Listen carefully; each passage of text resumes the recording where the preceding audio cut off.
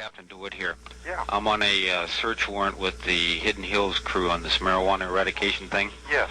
And they just, looks like 927D here. At the location? Yeah. Somebody there? No, we put him down. We killed him? Yeah. It's scary, you know. I never, ever would have thought that I would witness my husband executed, literally executed, third world country style. Donald Scott died in his living room on October 2nd, 1992, gunned down by police.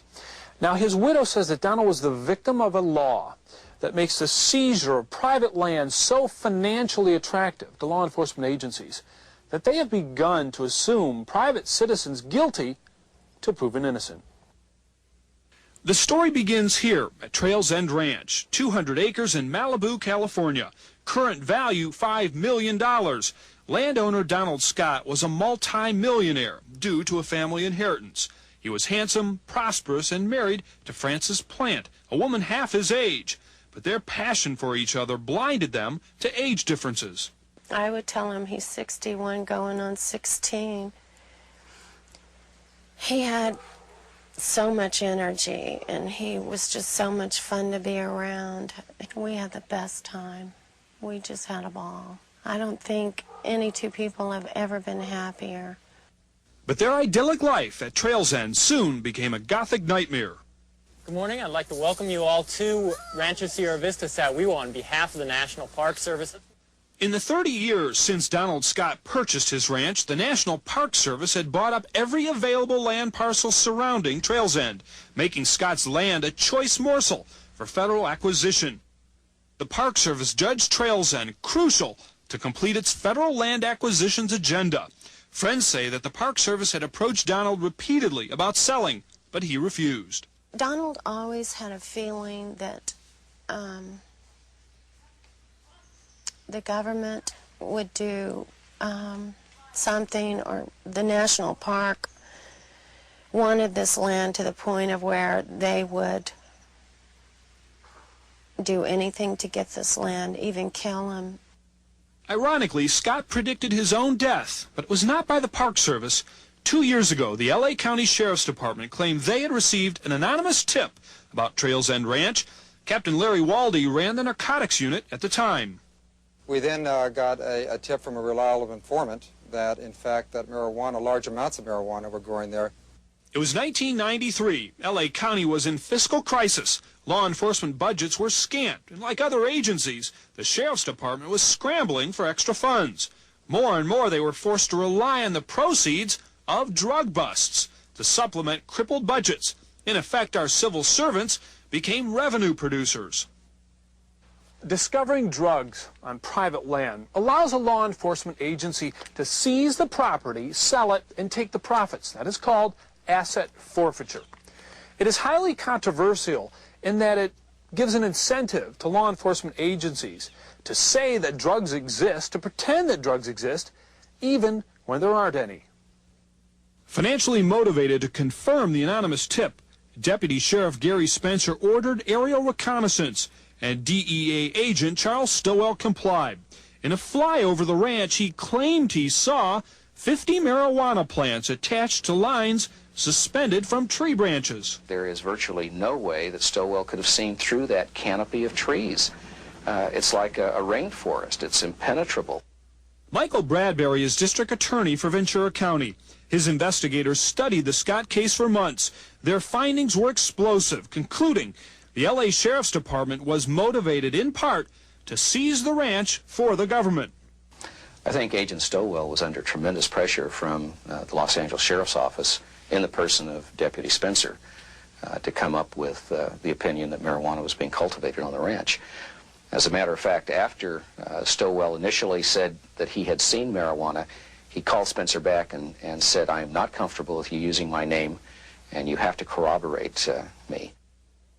Despite Agent Stowell's reservations, the Sheriff's Department marshaled ground teams from the National Park Service and the Border Patrol.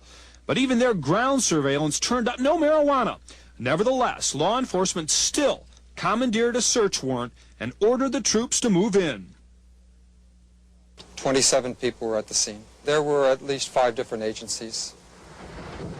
You had the National Park Service there because we worked with them in dealing with the marijuana eradication program.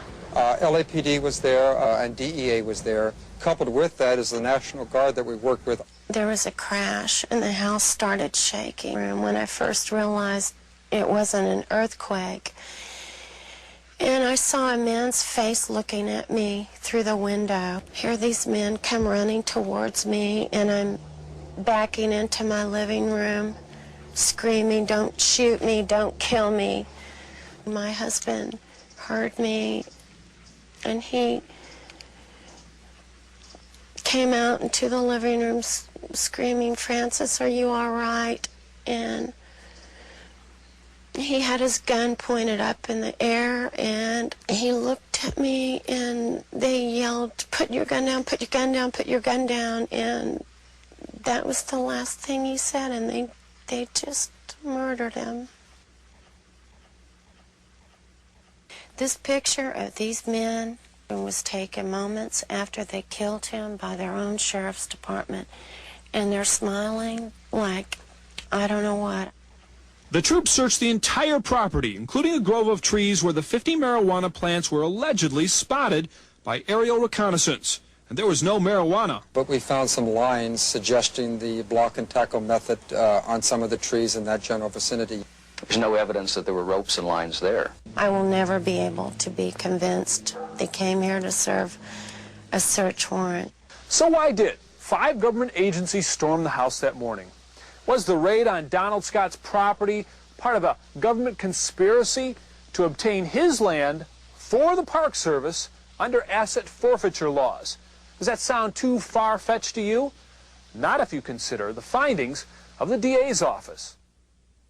Curiously, the district attorney's investigation yielded these documents. They were passed out during a briefing before the raid, a property appraisal of the 200-acre ranch and a map, including a notation by Agent Stowell that a neighboring 80-acre parcel had recently sold for $800,000.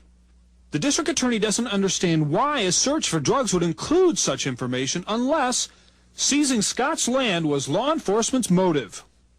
I think this is simply a case of a good officer, very aggressive, who lost his moral compass, saw an opportunity to have his star rise rapidly in the department by seizing a significant asset.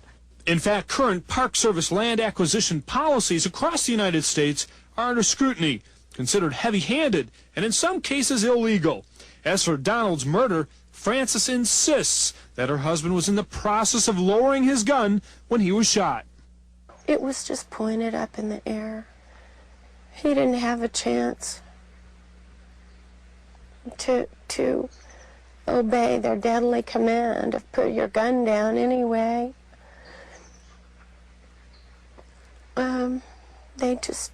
They just blew him away. And Frances's nightmare just kept getting worse. Months after Donald's murder, the ranch house burned down. Frances says it may have been arson.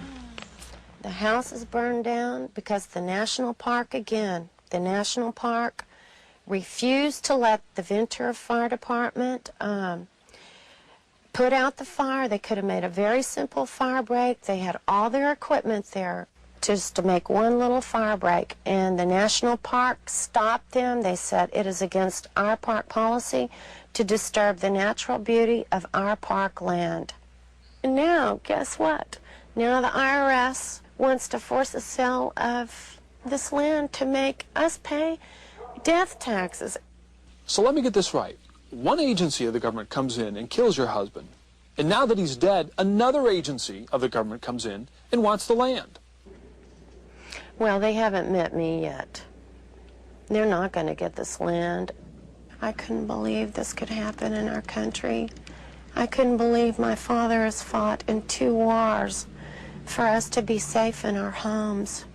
And for this to happen in America it's unbelievable.